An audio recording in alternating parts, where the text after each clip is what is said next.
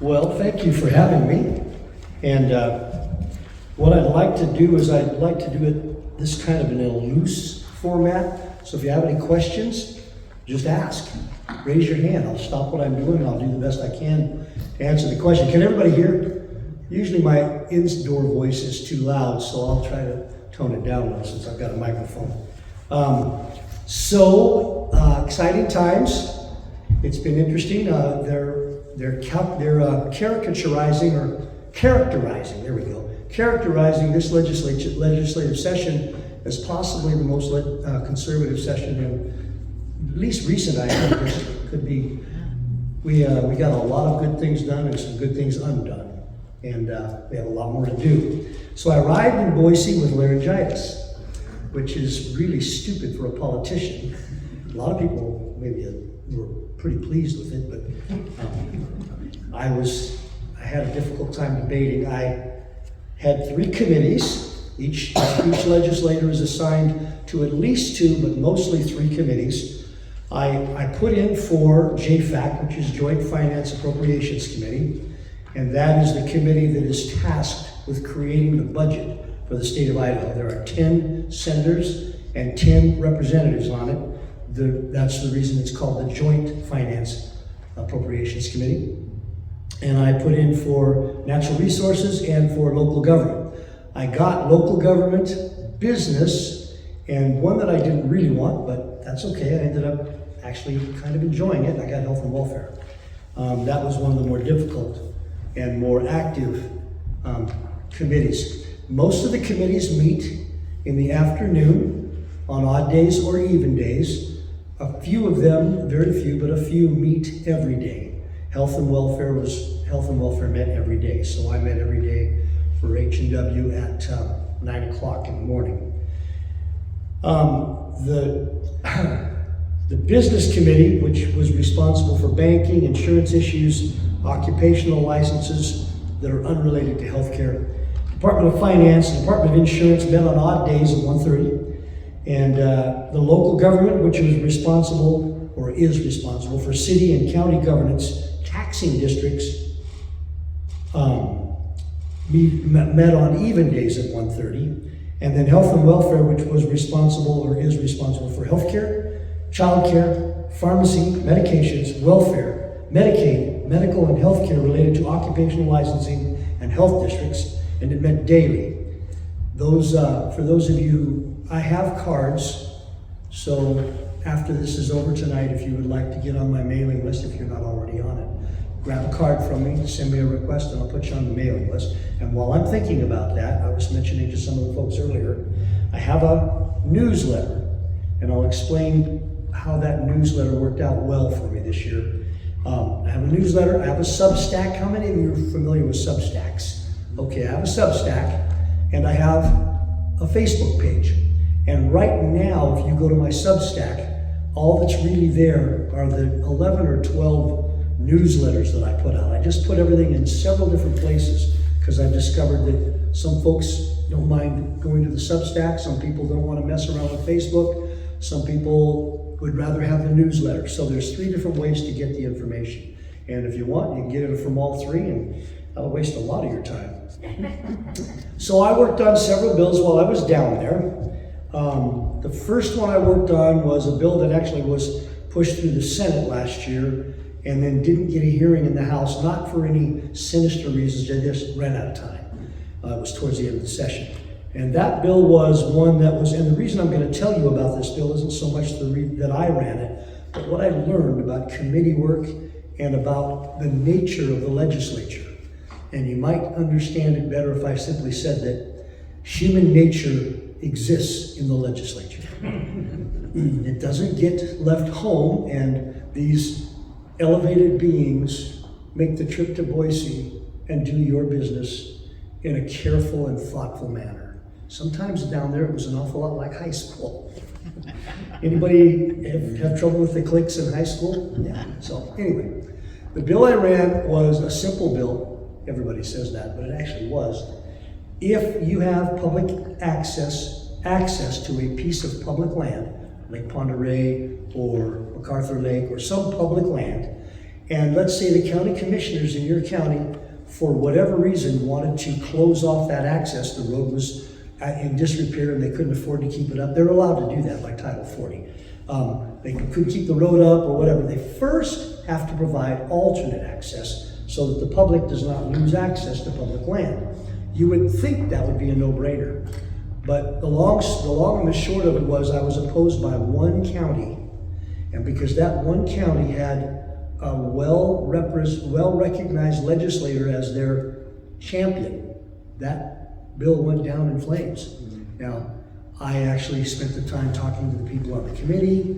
I met with that county. I met in a conference room, and they had 2 lawyers and one of their county commissioners, several of the people that worked for the county, and some moral support. And we spent about 2 hours, and I did everything I could to meet the questions they had, but I couldn't satisfy all of them. So I did what I could to modify the bill in some respects, but you really can't modify a bill like that very much. We just want you, if you got a road, you're gonna get rid of it, you need to have a different road. It's really kind of basic. So it actually went down in committee. Prior to the committee meeting, I received, it's funny how things like this happen, but somebody texted me a screenshot or not a screenshot, a photograph that they obtained of a document from the Idaho Association of Counties that gave the 10 reasons why my bill was a bad bill. Well, I was able to answer all of those reasons. I OCR'd it, that's optical character resolution. It read the bill, the picture I had, put it into a Word document, answered every question in red, printed them out, handed them to the committee members ahead of time. I even had the person who was opposing it, the legislator that was opposing it, acknowledge that I was probably right, but it was still a bad bill. And that's actually what they said. Well, you're probably right, but it's still a bad bill. Oh my gosh. Well, we all like chocolate, but don't eat it. So it went down and it tied. It was a tie vote. And bills fail on a tie vote in committee. But what I learned a little bit about that. I learned about making more connections with people who would have been on my side. I've always been a loner. You can't do that in the legislature. And I learned rather quickly and stopped doing it pretty much at the very beginning. Meeting with people, meeting with chairmen of the committees, asking chairmen of the committees, will you give this bill a hearing? When can I expect a hearing? Those kinds of things. Just basic questions. And connecting with people on the committee, connecting with them and asking them if they had questions about a bill I was running. And so things like that. And that's normal. That's actually okay, actually. But that's apparently what is necessary to forward legislation in an appropriate manner. So I'm going to be more prepared next time. I ran 2 more bills through, and both of those made it through committee. One of them passed on the floor unanimously, and I'll talk about some of that as well. But one of the important things that I learned was you just have to develop relationships with the people down there, and that does take time. And yes, Linda. With Woodward and Stoddard being on the opposite end of not being conservative, and you being a conservative, do you ever find it needful to go talk to them and say, hey, we really need your vote on this piece of legislation, or do they just turn their nose up to you and say? I actually never made contact with them, so in fairness, I can't say anything like that at all. I was probably still in the learning phases somewhat, and I never got over to the Senate very much, other than when I was looking for a Senate sponsor for one of the bills I was running. Interestingly enough, the bill that went down in committee was a Senate bill last year. It started in the House this year. I found a senator that would run it once we got it through the House, but we didn't make it. So no, I didn't really have any particular need to talk to either one of them this year, because none of the bills that I was running I would have needed their help on. In fairness, it was so. I actually voted for several of Mark's bills. They were agency bills. It was cleanup. It was obvious stuff, just changing legislation and correcting legislation. And thank you. And So at least this year, I didn't need to commiserate with Mark or Jim. So. Well, I didn't know, like, there was a good bill that was brought forth, and you wanted to make sure that it would win on the Senate side as well as the House. If you buddy up to and say, hey, we're the same district, let's get this passed for our district. That kind of thing is what I was thinking. Yeah, right. I did contact some senators. I actually sent an email out once to the entire Senate and got some response. Sometimes I just kind of know that a bill I'm running is probably not going to be well received by certain people. So I contacted people that, based on their voting record and what I've heard them in their debate and what I hear in committee, I know that they would be an ally. So I would contact those. Okay. Does that make sense? Sure. Okay. So for those of you that want to, when you get to the Substack, it's right now this is the, I call it in session. And it was each week. I missed a couple weeks, so I lumped a couple of them together, but I think there's either 10 or 11 for the 14 weeks I was there, reports. And they average about 1,600 words. And what I tried to do so to explain why I did a newsletter, one of the questions I got was about how many emails I got. I got about 17 trillion. Now, my wife has told me a quadrillion times not to exaggerate, but I discovered early on that I probably was not going to be able to answer every single email, even from my district. So I tried to answer as many as I could, but what I did is I would field the emails, look at the concerns that seemed to group around certain bills, and I would put my response to those bills in the newsletter. And then I harvested those emails in LSO, Legislative Services Office, helped me. They created an application that you could use to harvest emails out of the email into an Excel spreadsheet, and then I could move those into my newsletter subscription list, if you will. And right now I've got about 700 email addresses in there.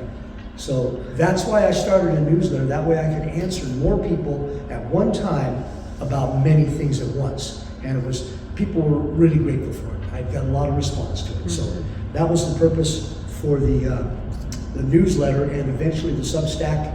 And I put everything on my Facebook page as well.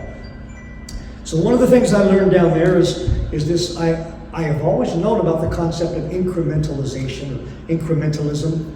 I just don't like it. But in public policy today, if you're going to get things done, you've got to start sparsely and add to it later. So sometimes a law that you're trying to get passed that will be a good law might take 2 or 3 sessions to get it actually to the point where it answers all the problems. For example, the ivermectin bill. I got a lot of requests, well, what about this medicine? What about this medicine? And so I would respond and say, we need to just do one at a time, because sometimes legislators can't wrap their heads around 4 different kinds of medicines. And so the ivermectin bill, are you familiar with the ivermectin bill? I think we're one of 3 states in which it is now an over-the-counter medication. And that was Senate Bill 1211. So when does this going to go into effect? It goes into effect July 1st. Any law that is passed in Idaho, in the Idaho legislature, takes effect in our fiscal year, which ends June 30th, and the new year starts July 1st. Now, there are some bills that were made retroactive, and I'll talk about a couple of those when we get to them. So I'm going to kind of walk down through some of the questions. Why are some in January? They just made the decision, for example, the tax bill. The taxes, House Bill yeah. 40. We wanted the people who were going to put in for the tax credit for their homeschooling or their private schooling to be able to get the credit for the whole year. Okay, because like the anti-SLAPP one is January. Yeah, we also made that retroactive to January. Okay. So for lawsuits. So that was purposeful. I need that. So one of the questions I was asked is, now that the session is over, are there any specific responsibilities that you're obligated to do before the next session in January? Well, there'll be probably some committee work. Contrary to popular belief, it's not a part-time job, because we have the session, which is approximately 3 months. first week in January to usually the last week in March. This year it was the first week in January to the first week in April. But I have constituent concerns. People email me. If you call me, that's part of my job. It's part of my job year round to answer your questions and try to help you with your concerns. And what I find is many times people will be asking me questions that maybe the federal representative has a response to that, so I'll connect them with Russ or one of the senators. And then sometimes the questions I'll be asked have to do with the county, and the state doesn't stick their nose into the county's business, so I will connect them with their commissioners or assessor or one of the county officials. But if it does have to do with me, then I dig in and do what I can to help the constituent with whatever issues they have throughout the entire year. So if you have questions about something that has to do with the state, I'm working right now, year round, so for you. Second question was, do representatives or senators engage in conversations when session is in order and or after close? And yes, so there was a group of us called the Freedom Caucus, and it was basically the most conservative members of the legislature, and we would meet regularly.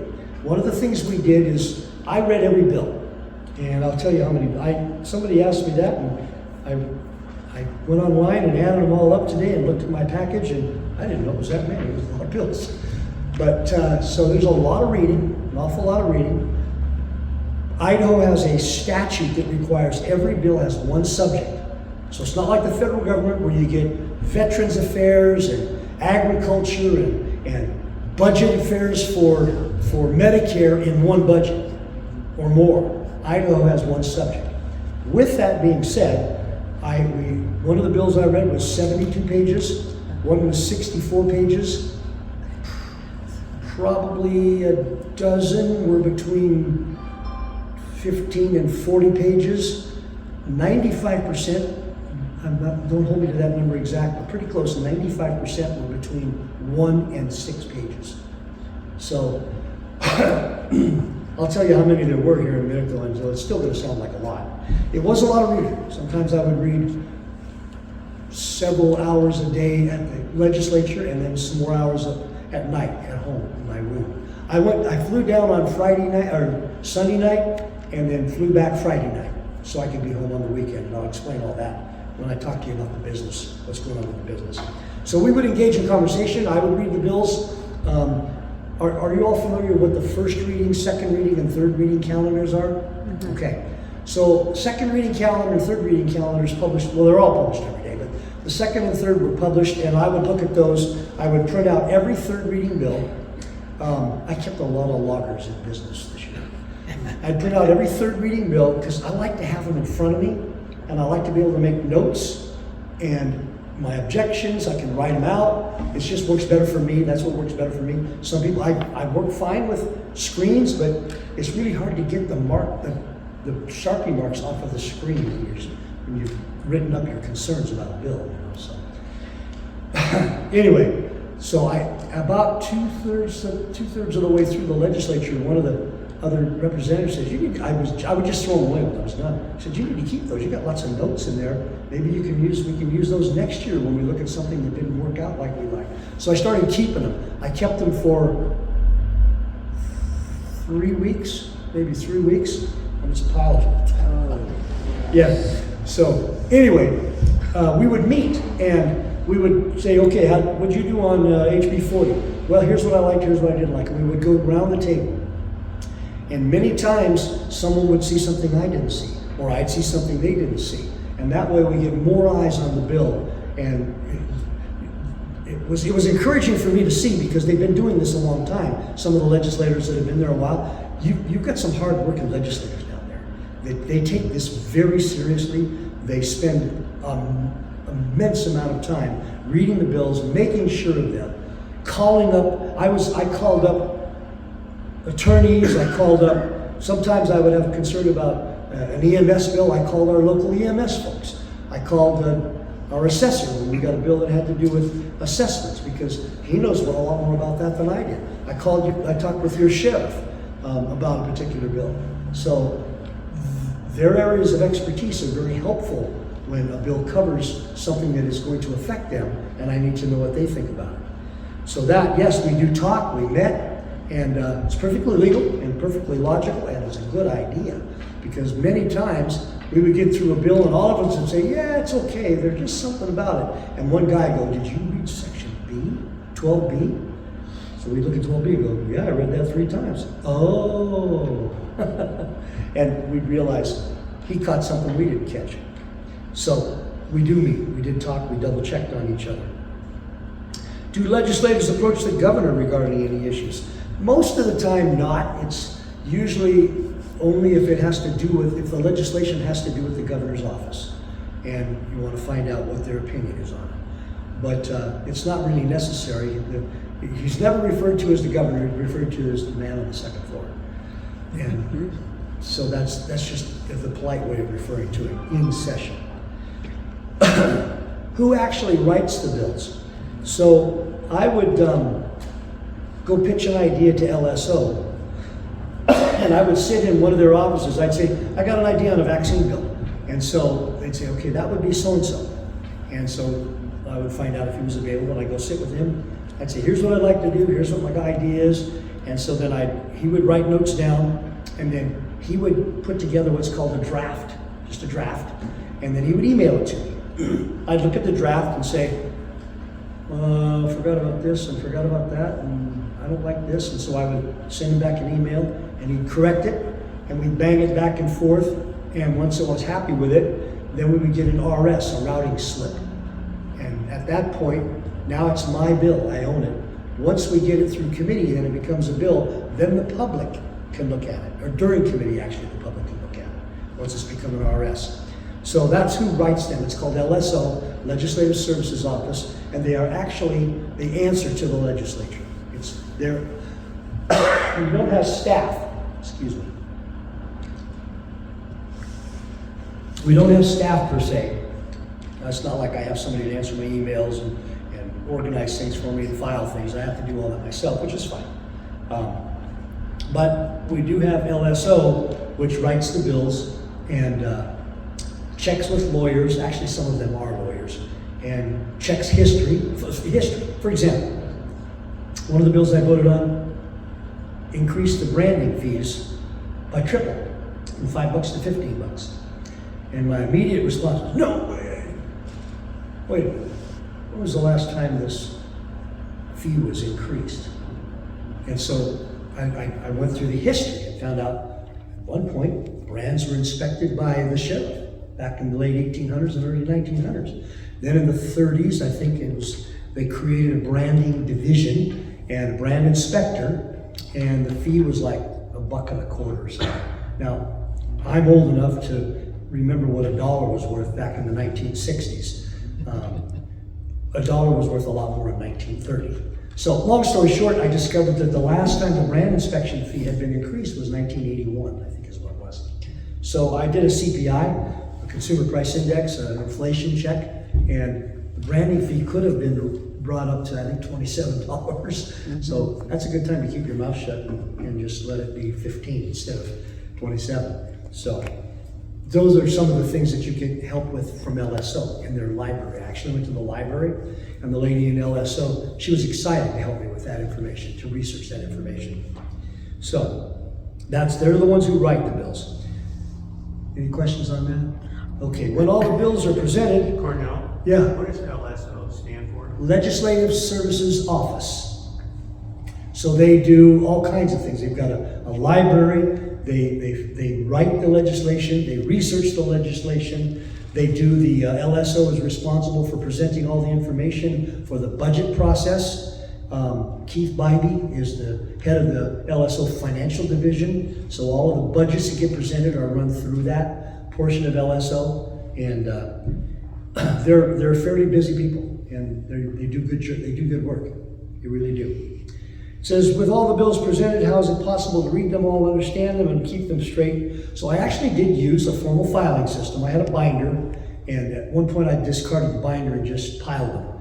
But I would go through the second and third reading calendar, and I would read them and make my notes on them, and then stack them in the order that it appeared they were going to come up on the floor. And most of the time, it came up on the floor just as it shows in the calendar. Occasionally, we would deviate from that, but that was fine. I had them read, so.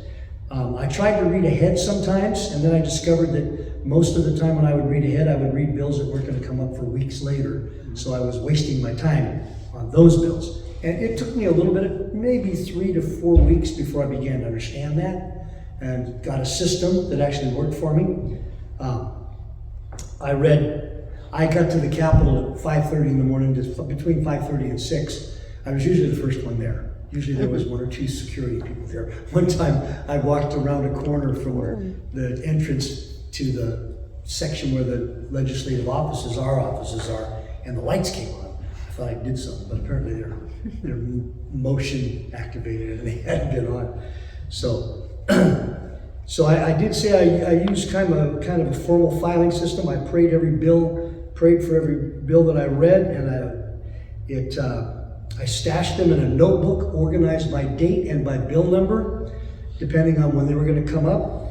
And to understand them all, I had to read them. Some of them, I had to read them several times because they were written in legalese, and it's supposed to be understandable to the average Idahoan. Well, maybe I'm subpar. There's a couple of them I had to read several times. You know, one guy told me, he says, cripple that and run it by me one more time. So I'd have to read it several times before I got the gist of it.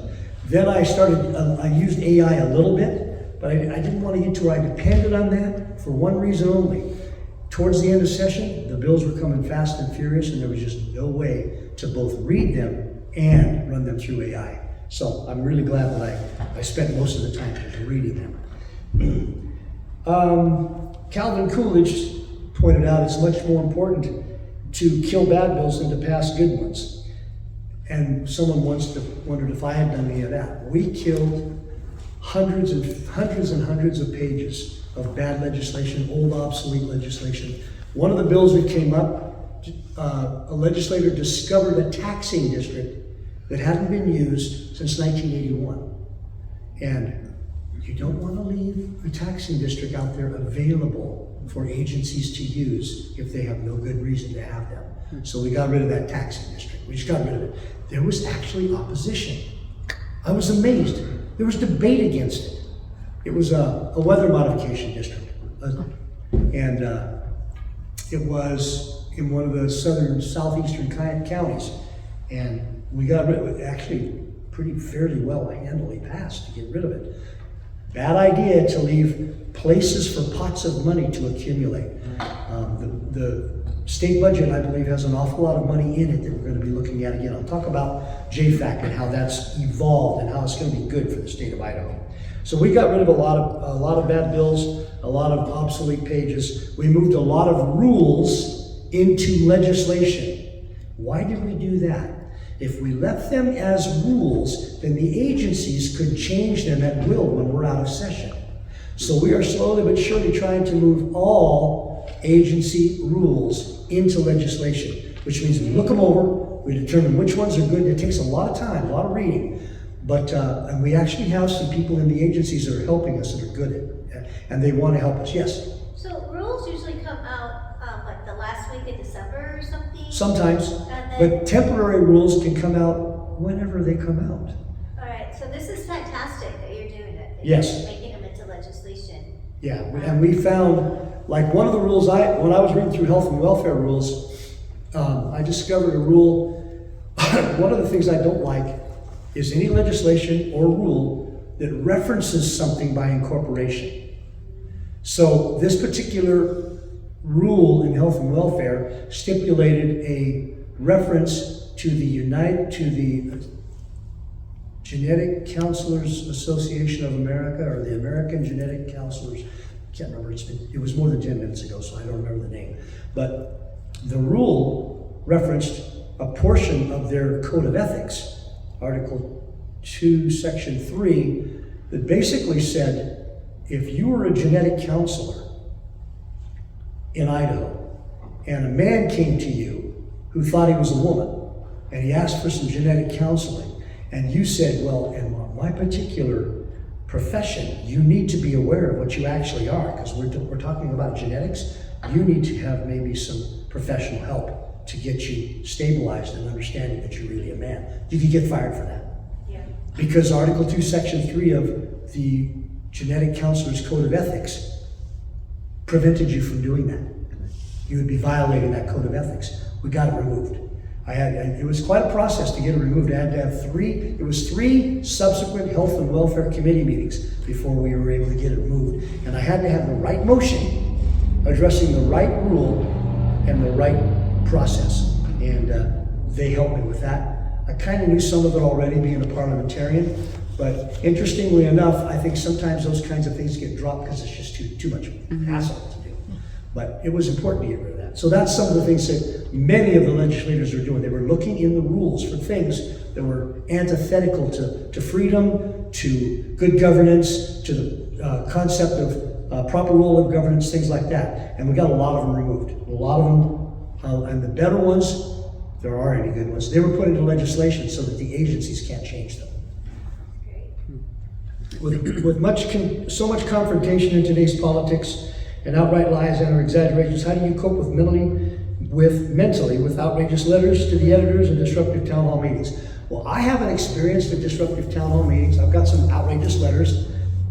I don't know, I've just learned to not let them bother me. I pray for the person and answer them as best I can and move on. I mean, I discovered many years ago that you're not going to change a 50-year-old person's worldview, usually, with a pithy saying. So you just answer them politely and kindly and try to direct them in the right place, and then wait and see if they come back or not. And I had a few respond, and I had some just not respond. There's one person that sends out emails. I used to get them every day, between 3 and 5 emails from this person every day. And I think he hates everybody. He's an equal opportunity hater. So it's really interesting.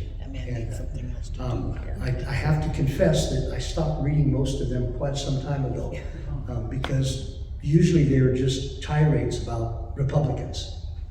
And I'm one of those bad boys, so I know I'm going to be the target of their ire. Occasionally I'll double check, make sure, okay, is this person still mad at me? Yep, he's mad. He doesn't know me.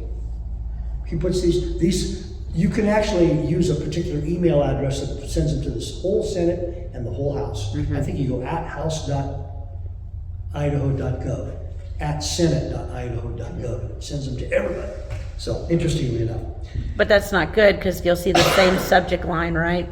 What's that? That's not good, though, because you'll usually see the same I see the subject. subject line and understand that, and I'm going to talk about that in your emails when you send an email to me. So that's on my list here. How much time do I have? As long as you want. Well, I don't want to waste your time, and I don't want to keep you here with boring, silly stuff, so I'll just kind of work through Always these. say till midnight. 2.5 more hours. What's that? 2.5 more hours. 2.5. Okay. So I never had to deal with a disruptive town hall meeting, but apparently they have one in Kootenai County. Have any of you read about that? Yeah.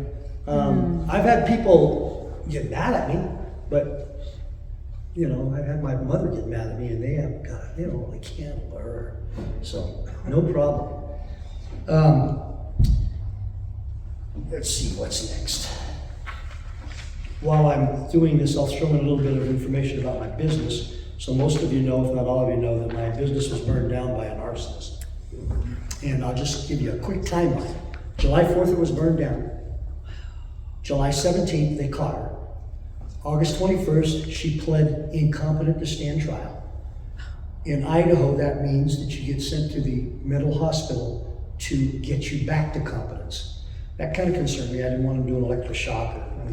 The woman needs to pay for this, but I didn't want them doing weird things to her. Apparently they don't in Idaho. So anyway, so the first bout is 90 days. They send you to mental hospital for 90 days. And then they check on you in 90 days. Well, a little short of that, apparently she pled incompetent again. So then the second time they remanded her to the hospital for 180 days. Well, in February, she pled competent to stand trial and not guilty. So February she pled not guilty, and then 3 weeks ago on Tuesday, we had a hearing, and what that means is once she pled competent and not guilty, then they put her back into the regular prison system. So she ended up in jail in Bonner County.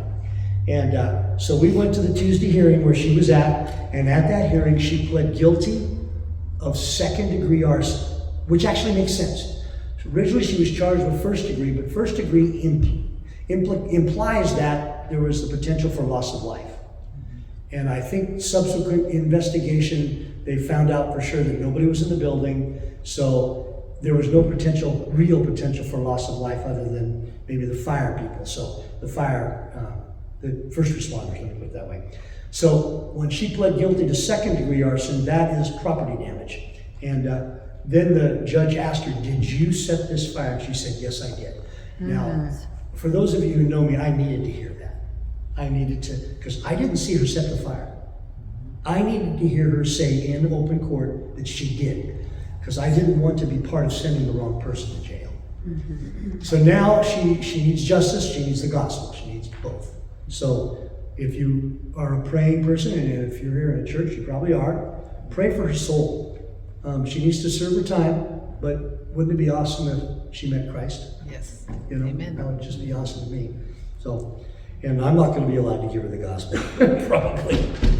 Okay, does the Idaho legislature have any influence or input into federal matters? Is that left up to the governor and or attorney general? We like to think that we do. We petition them, we call them, we argue with them, we beg them, we do everything but club them over the head. So this is reflected in what are known as House concurrent resolutions, House joint memorials, and Senate concurrent resolutions. For example, in HCR 008, which specifically calls on the Idaho Attorney General and Governor Brad Little to continue the efforts to formally protest and appeal the Bureau of Land Management's approval of the Lava Ridge wind turbine project. So that was Idaho purposefully encouraging the federal government to knock that thing off. And I think they have, but it took a change of administration to do that. Also, House Joint Memorial 5 was a formal request to Idaho's congressional delegation, the United States Senate and the United States House and the President to act in response to the U.S. Bureau of Land Management's approval of that program. So it was a double whammy. We posted, and both of those passed, I think, unanimously. How many bills were presented this year and how many were passed? The House printed 488 bills, 19 concurrent resolutions, 8 joint memorials, 16 joint resolutions, and 18 resolutions, for a total of 539 bills, the House did. The Senate printed 220 bills, 13 concurrent resolutions, 5 joint memorials, 1 joint resolution, 12 resolutions, for a total of 251. Grand total of bills printed this year, were 790. Out of that, 340 were signed into law. There was 1 veto, and that veto was not overridden, but we submitted. Did any of you follow the veto of the Medical Freedom Act? It passed both the House and the Senate, and we asked for it to be overridden, but I don't know what happened. So I'll give you just a quick, that's called the Medical Freedom Act. It was Senate Bill 1023 AA as amended. It passed the Senate, passed the House, went to the governor. The objection was, 2 objections that I remember. One was that schools couldn't send sick people home. The bill didn't stipulate that. So we pointed out that that's another statute that allows schools to send sick people home. The other objection was, whatever the other objection was, I can't remember for sure what it was, but it's in another section of statute. It's actually in statute already. And I have to think the governor knew that, but be that as it may, he vetoed the bill. So the second time, the second bill that came around, and now a quick plug for House leadership. Mike Moyle, Josh Tanner picked that bill up and they ran it. They knew the process for properly getting it through one of the preferred committees that was still meeting. We were in the last few days of session when this happened. And everybody thought, well, it's a done deal. Because especially the freshmen, we didn't know what to do about that. We didn't know what the football rules were for that. But the House leadership did. They picked it up, they ran it. Now, I got a little bit concerned. I thought Rob Beiswinger is the representative that ran that bill in the first place. And he put a ton of time and a ton of work into it, working with Health Freedom Idaho, et cetera, et cetera. And I was concerned that he wouldn't get credit. So I just texted the House, the Speaker of the House. I said, is Rob going to get credit for this bill? And I can read you the text. I kept it. He said, heck yeah, he is. I just want people to know that we're serious about this. So Josh Tanner and Mike Moyle picked that bill up, got it back through State Affairs, because you have to run it through a committee still. And then it had to be run through a committee, voted on in the Senate, or excuse me, in the House, then sent to the Senate side, run through their committee. They didn't bypass any of the process. They did speed it up as much as was possibly allowed. Run through a committee in the Senate, a preferred committee, and then passed on the floor, and then sent to the governor. And at that point, leadership went and talked with the governor. If we do this, if we answer your concerns, if we craft the bill so that it takes care of your concerns, will you sign it and not veto it? Because we didn't want, one of the things I heard the speaker say a number of times, we don't want to do things that are going to cost the state legislature more time and money, because the people are paying for that money.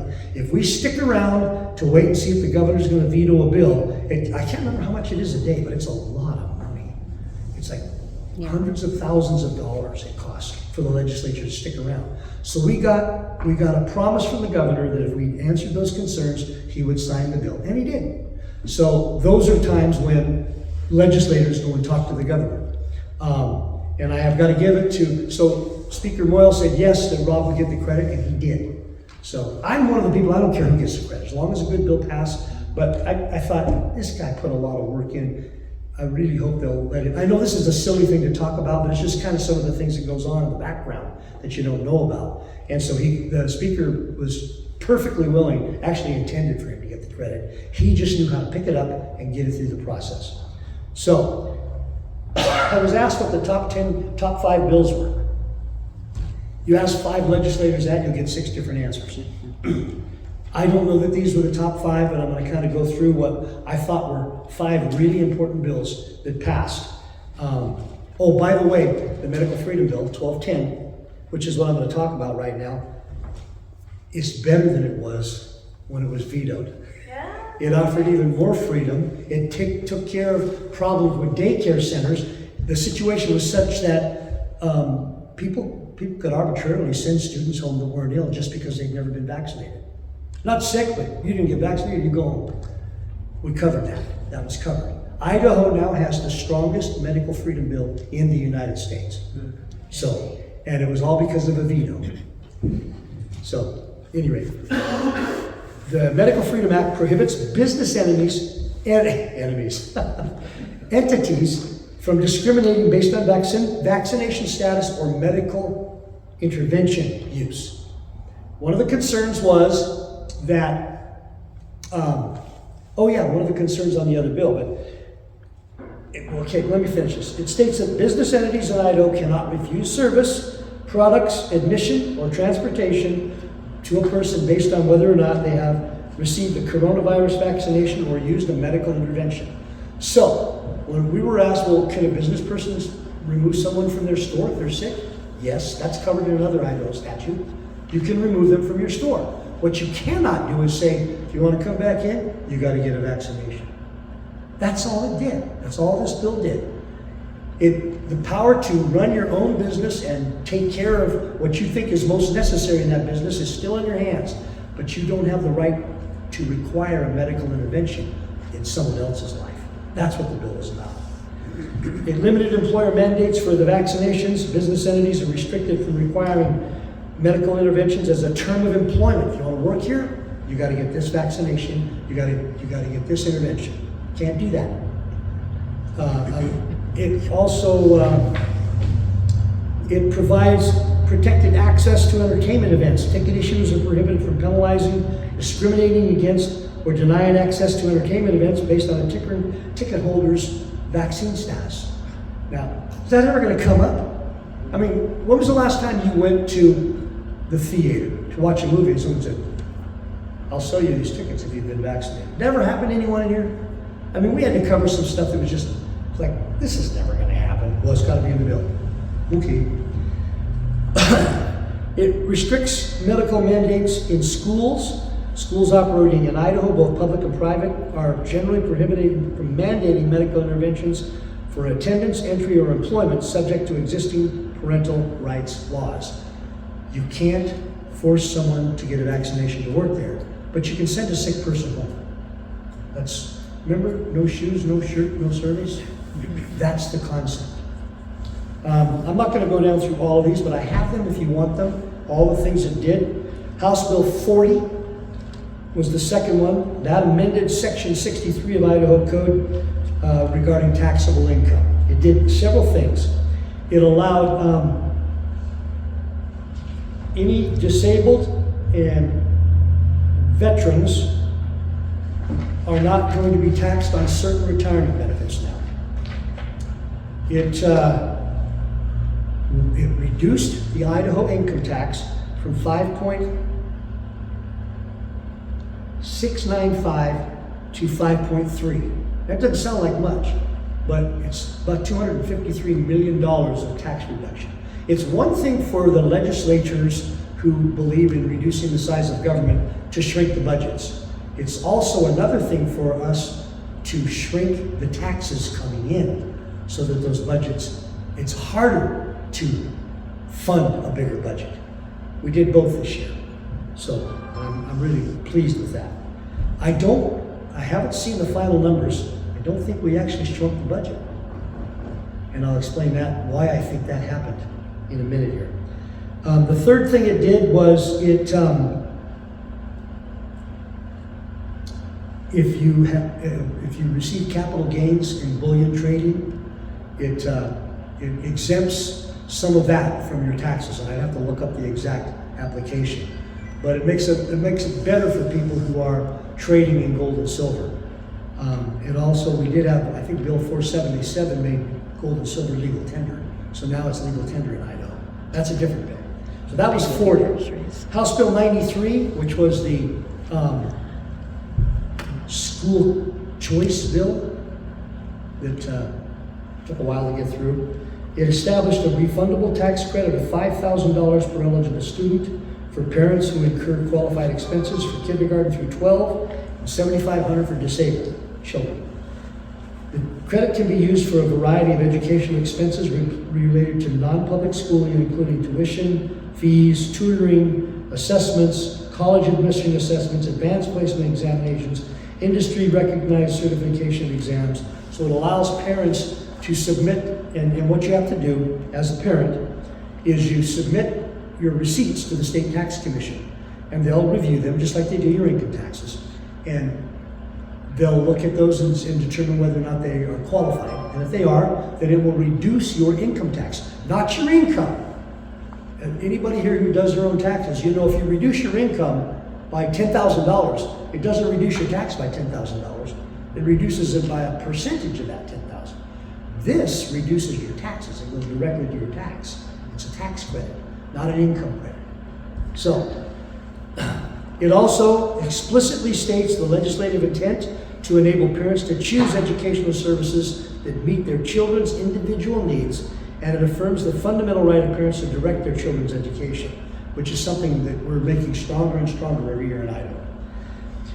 There's no state control over non-public schools. That includes homeschoolers. There was no state control in this bill. The tax commission already investigates your credit, your income taxes. This is just whatever receipts you submit for getting the tax credit, they look at those. The bill clarifies that the provisions of the act shall not be construed to permit any government agency to exercise control or supervision over any non-public school, that includes homeschool, or give the state authority to regulate their education. It also states that non-public schools accepting students benefiting from the tax credit is not an agent of the state or federal government and is not required to alter its creed, practices, admissions policy, or curriculum. So you can keep, if you like your curriculum, you really can keep your curriculum. In summary, it offers significant financial benefits to non-public school families in Idaho, and it covers a range of educational expenses, and it even provides an advance payment. This is one that was retroactive back to January 1st. Yes? Can you repeat the bill number again? through 93. So if you go to the Legislative Services website, Idaho Legislature, it's H0093. House Bill 12. This was kind of one of the unsung ones that I really liked. It basically prevents a foreign government from owning Idaho land. Yay! And it also requires that any foreign government that does own Idaho land has 180 days to give it back. Good.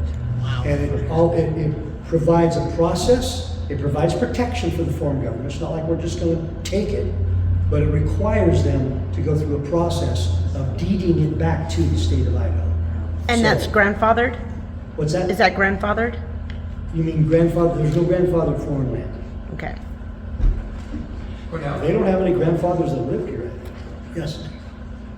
So does that mean there are foreign governments that own Idaho land? What's that? Are there foreign governments? Yes. that- Really? Yes. Which ones? China, Russia. China. How Yes. much? It's not an awful lot, but it's too much. Yeah. Yeah. India is too much. I don't have the numbers, but I know a guy who knows them. So One too many?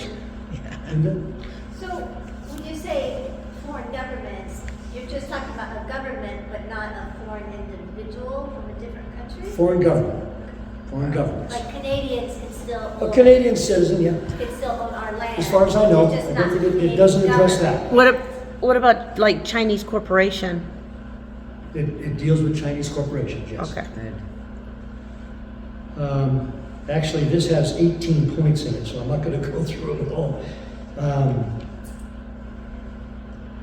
If you want them, I can send them to you. I'll give you my card and my email.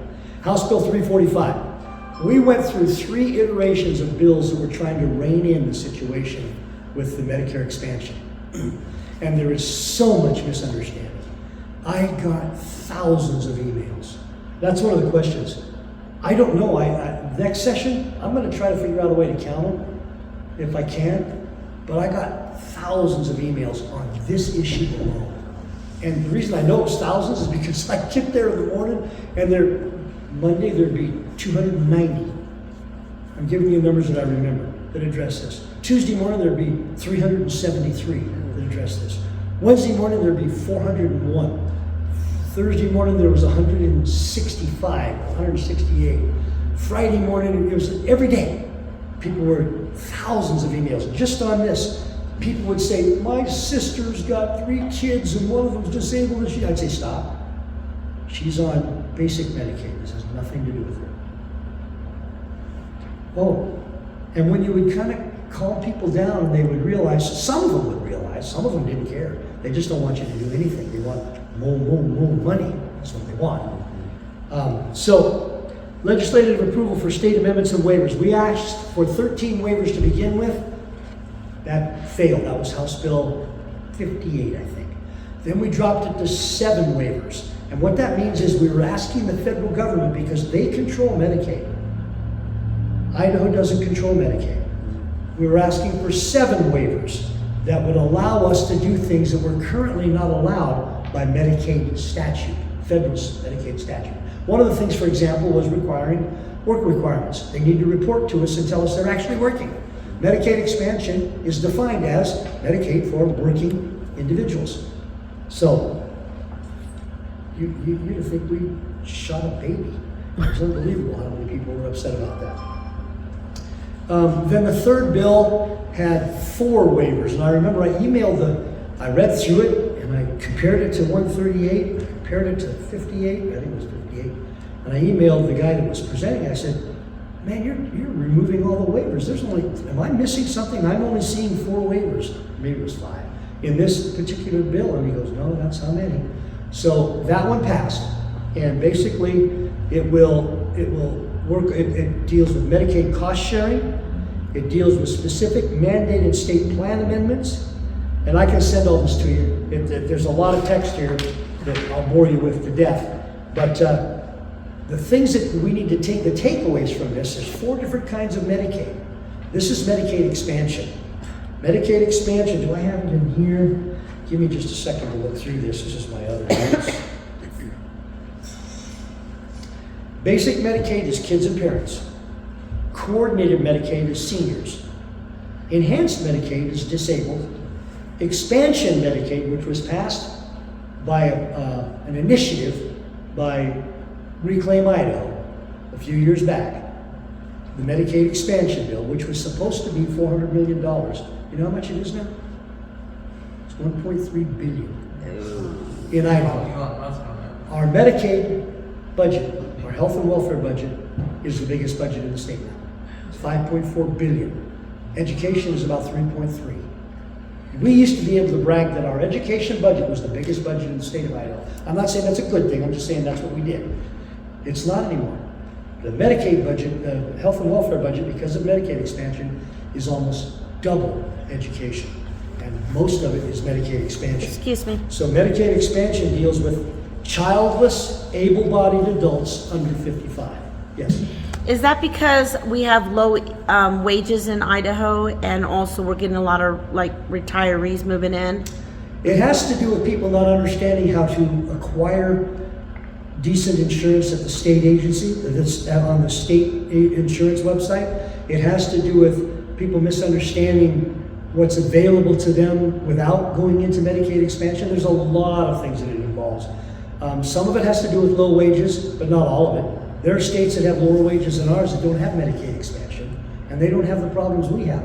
Okay. So there's so many moving parts to this thing. Anyway, I would have people email me, like I said, my sister's gonna lose her Medicaid because her disabled. No, she's on basic Medicaid. This is Medicaid expansion. It has nothing to do with her. She won't lose anything. They really didn't know that. Some of them really didn't know that the Medicaid they were on wasn't Medicaid expansion. And so I would say half the emails I got were people who misunderstand what was going on. That's a lot of people. I'm just one guy. I got a lot of emails. So it also required individuals who are at or above 100% of the federal poverty level to receive the advanced premium tax credit to purchase a qualified health care plan through the state exchange instead of enrolling in Medicaid, which means they're paying for some of it, you're not. That's a big difference. So, again, it's another a whole bunch of bullet points. If you want them, I'll be glad to send it to you. And then last, I guess that would be the last bill. So then I was asked how many emails I got, and I don't know, thousands. All I can say is thousands. Now, with regard to emails, I tried to deal with I think I saw Greg, you got responses from me, right, Greg? Yeah. People I knew, I responded to. People that were from my district, I responded to. Because Idaho is mostly populated in the south and the southeast, that's where the preponderance of the emails came from. Not a lot of those folks got answers from me. Anybody I tried to answer people from my district. Sometimes I missed people, and that's why I created a newsletter, so I could harvest their emails and put them in the newsletter subscription list and then answer them shotgun effect. And that worked. I got a lot of responses to that. People really appreciated it. Mm-hmm. Are you looking forward to presenting any bills in the 2026 session? I have currently 3 that I'm going to be looking at presenting. One on vaccines, one on, how do I explain this? When illegals are paid and they send their money home, they go into Walmart or Western Union and they wire their money home. This bill will exact a fee from that, and this is one of the bills I had to bang back and forth to the LSO, and they were first bill I got back, they would exact a fee and it would go into the general fund. No, I don't want to go into the general fund, government spend it. So I said, no, I want a dedicated fund that will be used to fund Idaho's ability to deport the folks back home.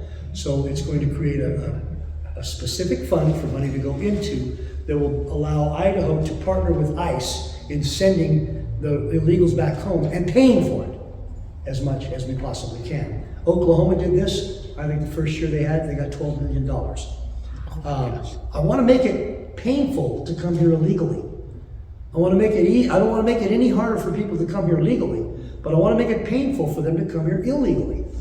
That's all. I'm not trying to, and also I'm going to stipulate that it won't break up families. So if there's money involved that Idaho has to send a whole family home, that's what we'll do.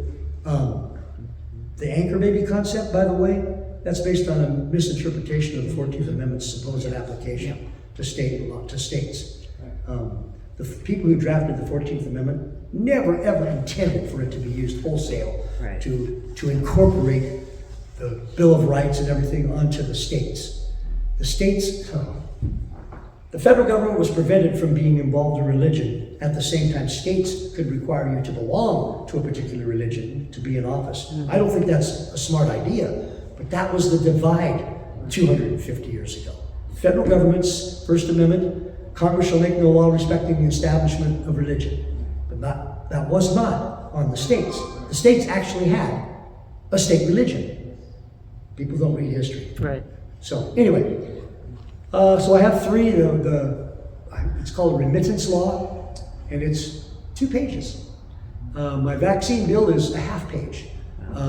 Basically, it's patterned after Iowa's bill that if a farmer wants to vend a vaccine in this state, they have to remove liability from it. They have to remove liability immunity from it, so that if you are harmed by the vaccine, you have recourse. Okay. And the third bill is the state access to public lands bill again, which I've got some homework to do. And then I've got people asking me to do some other bills, which I'm going to be contacting them during the off session, because I'd like to do. There's one from this community actually. There's a doctor up here who's like, when I grow up, I want to be as smart as him. Anyway, I'm going to work with him on a particular bill. Emails. When you send me an email, do your best to send me it from you and sign it yourself. I can tell. I mean, I've been doing this a long time. I was a county commissioner, and I can spot boilerplate emails pretty quick. I would see, as you pointed out, the same exact statement in the subject line, and I checked my emails this morning, and I had 51 emails. I hadn't checked it in a couple of days. That's a lot less. I mean, that would have been in 15 minutes. No kidding. One time, I got through the whole list, and I closed my laptop down, and I went and used the restroom. I still have to do that. Came back, I had 75 more. It was like 15 minutes. I had 75 more emails on this particular issue. I got 50 or so in 3 days or 4 days here. So when you send me an email, send it directly to me. And if you happen to use boilerplate, if the Heritage Foundation says it better than you can and you want to use their email, somewhere in the body of the email, put your name in there and your email address. Because if you don't, when I harvest it, it doesn't work. It comes to me from advocacy.such@heritage.org or my voter constituency services @such@such.org. You sent the email, but you sent it through some person who's doing a good job creating a boilerplate email that will hit every legislator in the country. But it doesn't come from you, it comes from them. And I can't harvest your email and get an answer to you. So, as much as you can, I try to tell people, send me emails that are directly from you. And if I can respond right away, I will. If not, I'll put you in my newsletter list and you'll get a response from the newsletter. So, I've gone on and on. Now, what are your questions? Linda? Okay, 2 things. There was a bill, I think, that had to do when you're passing another car, and I didn't get to read it. Do you remember? What Passing it said? another car and allows you to go a certain amount of speed over the limit. Yeah, what was the amount of speed? It was Charlie Shepherd's bill. I don't remember what it is, but it's a lot. You can rocket past the car and get back into your line. Yeah. I don't remember what the number was, but it made sense. You know, it made sense. You've got 1,000 yards that you can see clear, and then you think you see you can hurry up and get around them, and it's legal now. I don't remember what the speed number was. I did at the time. I read the bill. Charlie sits right behind me, and I was teasing. You just want speed. He The goes, second yeah. thing is, could you repeal the chemtrailing bill that Sage Dixon did? He must have not even read it, because I talked to him after it passed, and he goes, oh, I didn't realize there was no protections for the state of Idaho in that bill. You're right, Linda. So could you just repeal that whole bill on it's okay to chemtrail in Idaho? Okay to what? The chemtrails. Chemtrails.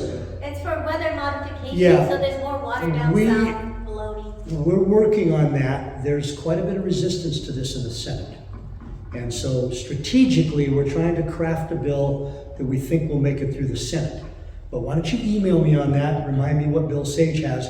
Maybe we can use some of the language from that. Right. I'll have to look at it. Yes, just. You're fine.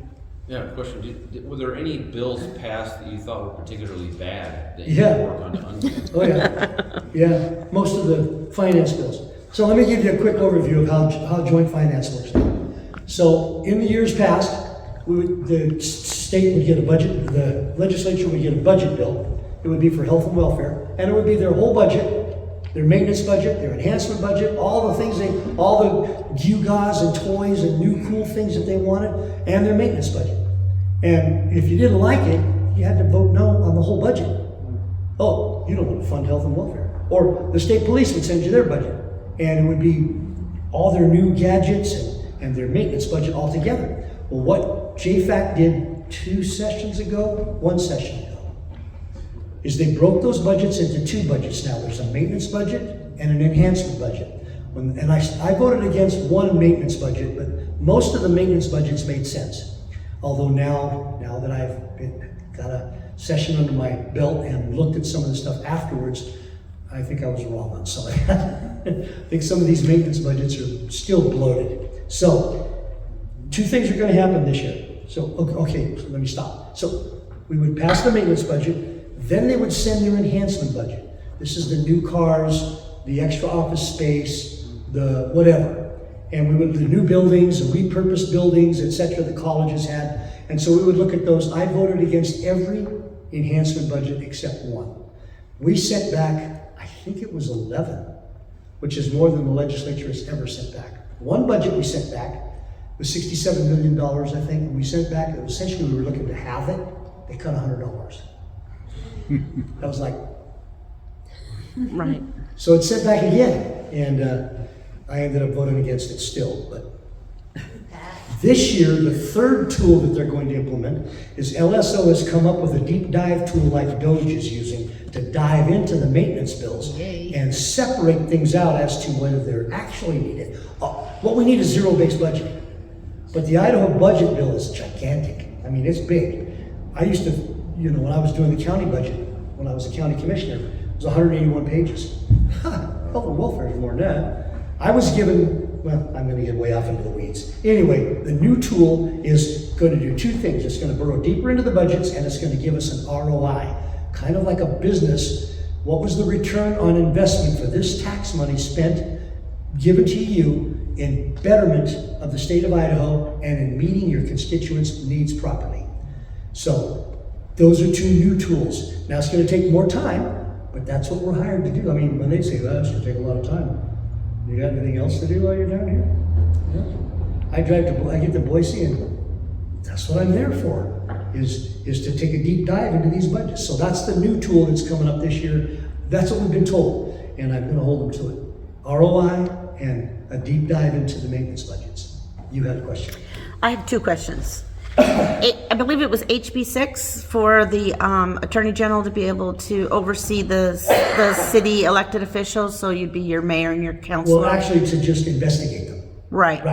Right. Right. And there's I think a 3-prong of what he's able to do or something. But, he was already doing the prosecutor, and he was also doing the county. That was already in his authority. But the reality of what I'm experiencing with the investigation requests that I've been sending over the last few years, there's no check and balance. They turn around and send a letter back saying to, basically bring it up to your prosecutor or your sheriff.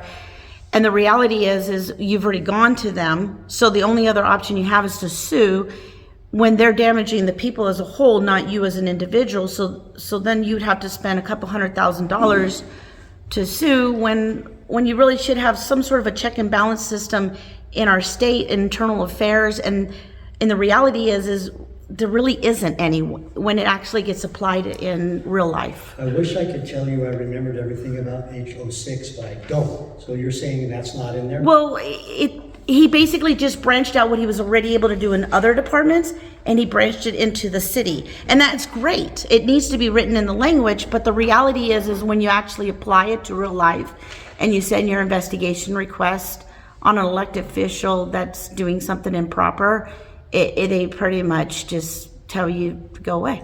They just shine it on. Yeah, and I've even gotten a letter that says I'll it's check to the with- discretion. I'll check with the Attorney General on that. Yeah, so that's number one. See if he thinks that there's something else we can, more teeth? Is that what you're Well, looking and at? unfortunately, it's probably a budget issue because, you know, he's only got so many attorneys and Right. investigators, Okay. and so I don't think this is an easy answer, and I think it would definitely require some people sitting down and talking about Okay. it. Yeah, Very good. Sure. but it needs to be worked on because Okay. our state across the state, it's not just in Boundary County, it's happening in other areas where corruption's happening and there's no check and balance. No, I'm hearing about corruption in spots, yeah. Okay. Yeah, okay, I'll so- make a note of it. Thank I you. can make a note. Number two is I would really love to see some sort of Doge go into some of our entities, especially the school. That's coming. I'm not saying the school's doing anything, but what I'm noticing with the school, they're putting a lot of their budget into their general budget, and then they're taking things as hostage over to the levy, like you're talking sports, special needs, etc. And then it creates an emotional situation in the community.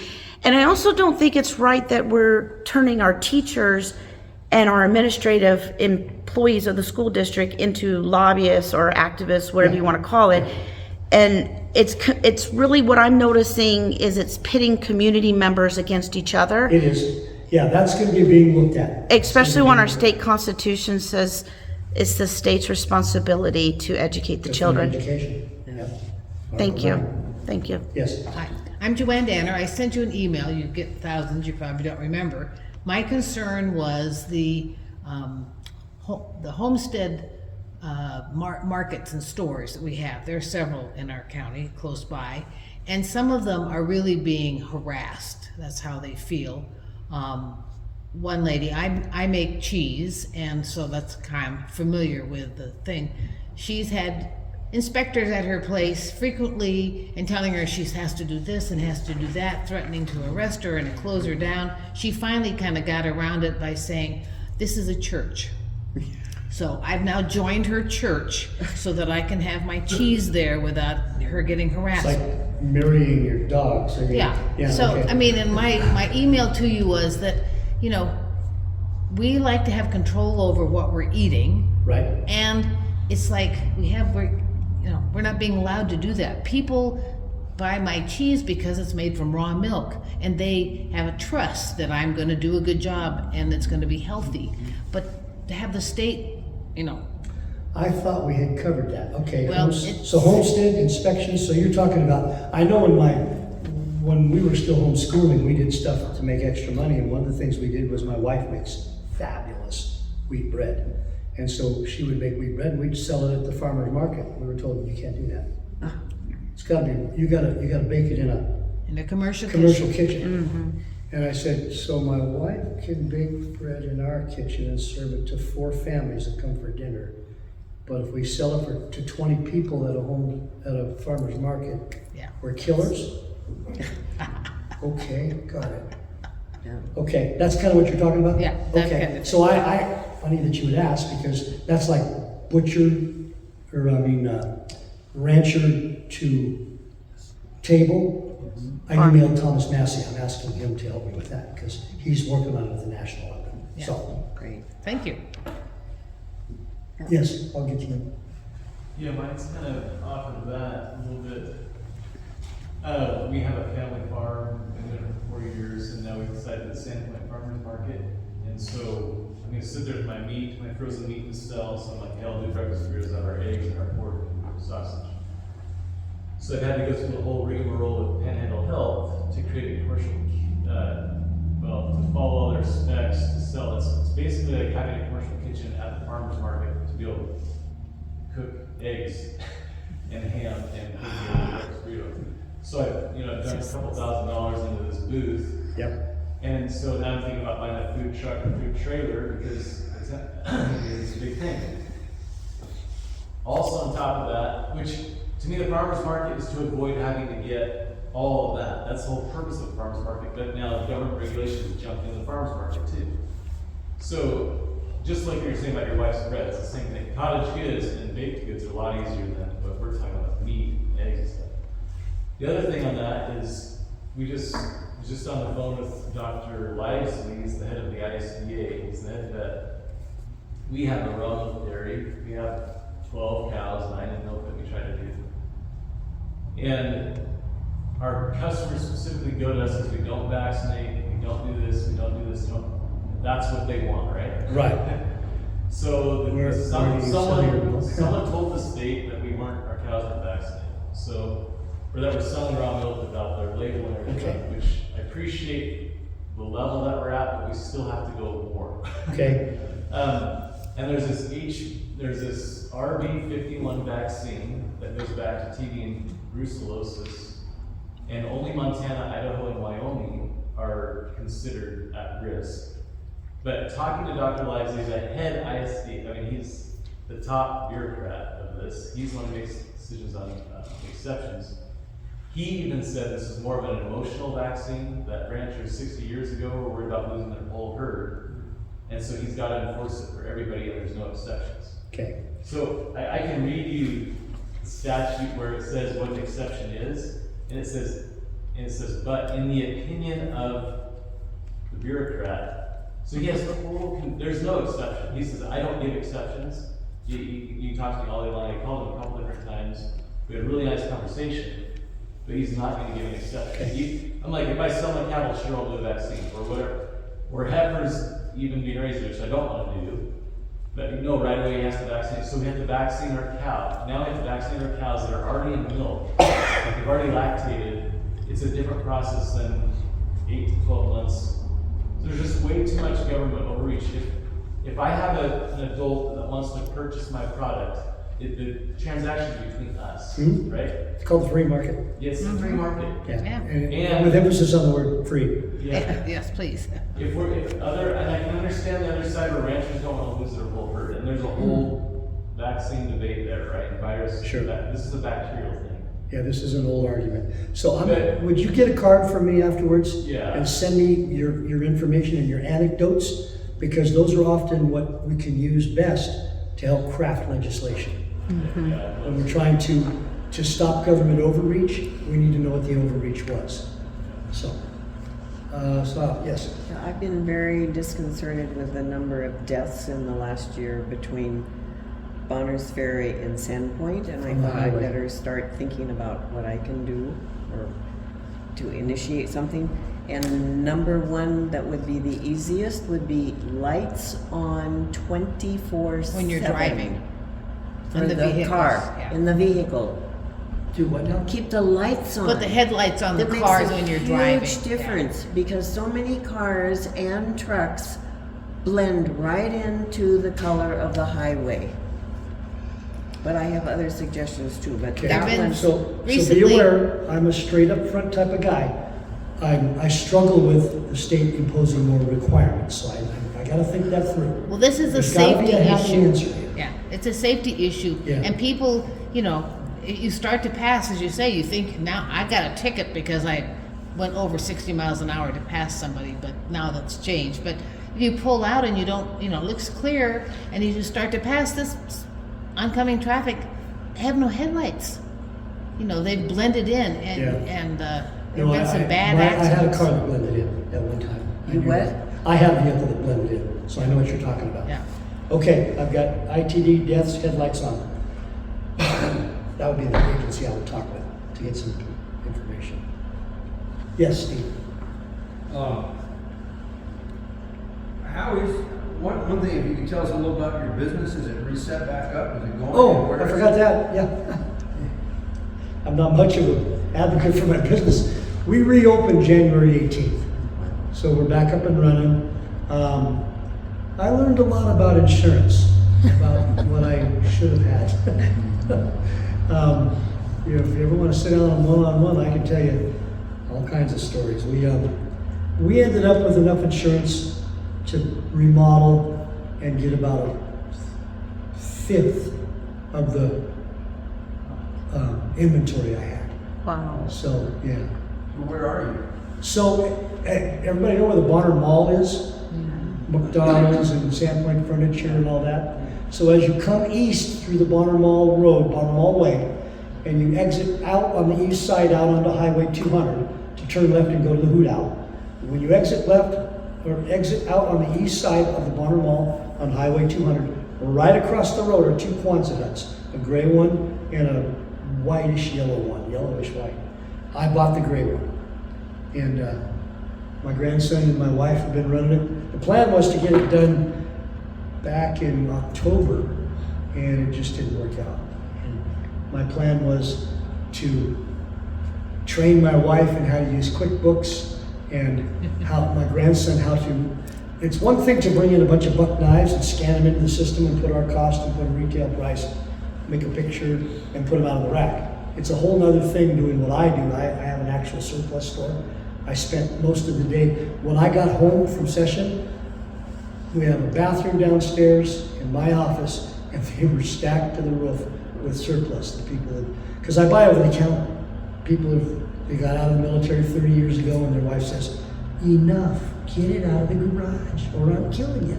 So they come and sell it to me, and I had garbage bags and duffel bag. I was going to train my grandson how to grade and purchase surplus. Well, that all went by the wayside when the place burned down. So I'm teaching him now, so that's why I didn't make any of the town halls during the session, because when I would come home on the weekends, I spent 12 to 15 hours at the store paying bills and doing what I could on the surplus. Now, next year, I'll make more town halls. And I'm doing town halls on my own, like this. I did one in Sagal. I've done one, I'm doing the Kiwanis. I did the Republican Women, etc. So So the ones that Woodward and Sauter are doing, you're not invited to, or you just not? I was invited. Oh. I had to come home and basically pay bills and do paperwork and receive some surplus, get it on the floor so we could make some money. One other question, in Congress, US Congress, they have committees that investigate certain things, and they call in witnesses, and Yep, it seems subpoena that, power. can the state do that? I believe they can. I'd have to check with the powers that be to understand what the extent of the power is, but yes, I believe the state can do that. And part of the problem is that the powers that be, Yeah, sometimes. Yeah, sometimes. not always. Sometimes it's just inaction on the part of the legislature.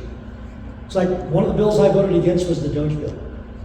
The Idaho state legislature created a Doge committee of legislators. I'm sorry, but I don't want the foxes guarding the hen house. We're legislators. We needed to, I thought, and I pointed this out in debate, the idea's great. We kind of already do a lot of that, especially in committee. Like we find the rules and stuff. And one thing I didn't mention, our Health and Welfare Committee, the chairman took the health and welfare budget and divided it up and had 2 or 3 of us each look into one aspect of the health and welfare budget and come with our own recommendations. And I spent, myself and one other legislator who I will remain unnamed and was not very helpful, I brought back cutting 2 portions of the agency, and it seemed like a lot to me, but it really wasn't. $2 million in the budget. And some of it was implemented. So that's kind of like Doge. Idaho's been doing that a long time. Creating a Doge committee populated with legislators seemed to me to miss the point. We need people who know how to run computer programs to dig into this kind of stuff and who are separate from the legislature. You follow what I'm saying? Yeah. So understand, it's a great idea. I voted against it because in my opinion, we populated it with the wrong people.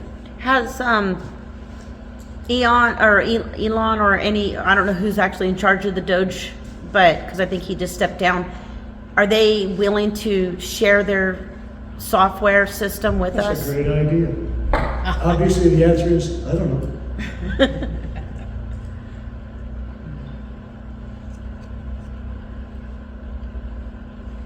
There's a lady that did a lot of, she created a software system and she was like the beginning of Doge.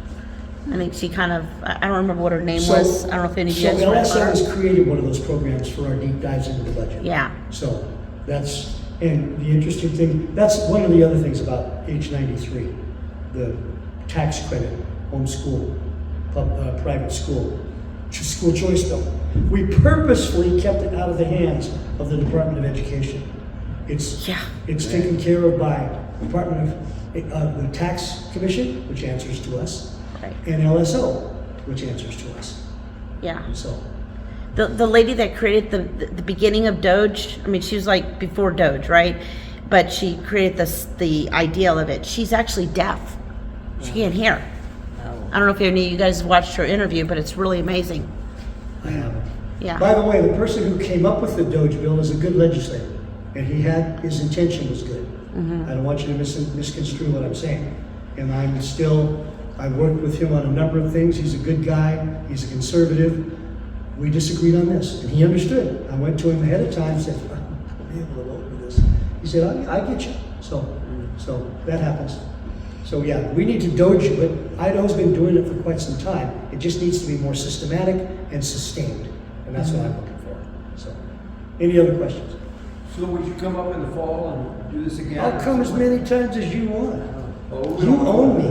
We don't want to wear you out. Oh, no, I believe this is part of my responsibility. Reporting back to my constituents. Yes, Steve? Cornel, I just wanted to thank you for your leadership in speaking out against the Article 5 resolutions. Oh, yeah. I listened in on when you're on the debate floor. You did an excellent job. Thank you. You're very constitutionally grounded. So Thank you. they said, you know the Constitution, you do that part. We'll do. So we actually had a plan. I don't know if you saw, there were several people that debated against it. That was thought through ahead of time. And we had some coordination, and it was encouraging. There's a lot of good legislators down there. And I'll just finish it up with this. I'll go back as many times as you send me, and once you think I'm not doing a good job, I want to hear that. So I can handle it. My mother raised me to handle that kind of stuff. And you can't hurt me like she did. Did you ever get your raises? Raises. So there was Yes. I don't know if it was a bill. Yeah. To give you guys So that's another really quickly, poorly understood phenomenon and process that goes on. The legislature doesn't get to increase its pay.